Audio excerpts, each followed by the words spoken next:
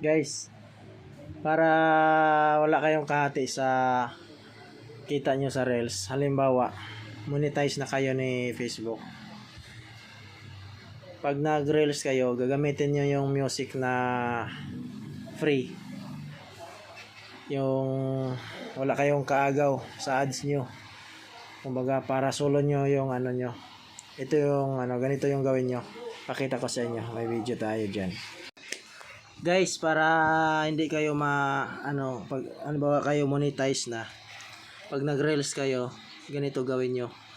Open natin yung Facebook natin, tapos pilitin natin yung reels, tapos pilitin ang video natin dito na gawin, example natin na yung reels ba ito.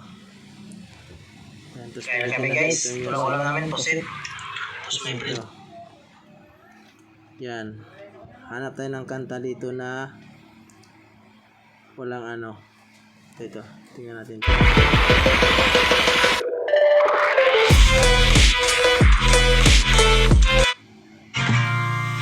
Eyes like a valley so deep.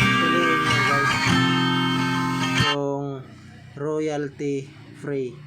Huwag nyo piliin tong may nakasulat na ito, may dollar siya, not monetizable.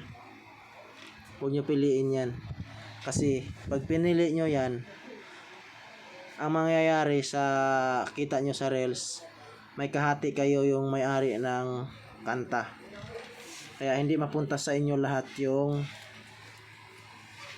kita nyo sa ads on reels. Kaya pipiliin nyo itong royalty free, yan ang ilalagay natin. Ganito guys, ito natin yun. Eyes like a valley. Guys, Eyes like a valley so deep. free yan.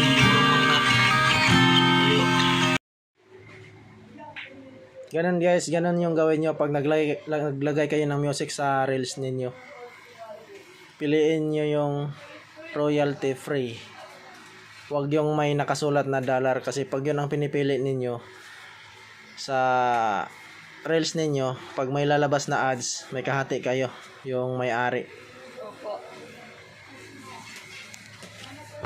Kaya sa mga mahilig dyan maglagay ng music sa reels nila, yun lang gawin nyo guys, para wala kayong kahati sa kita ninyo.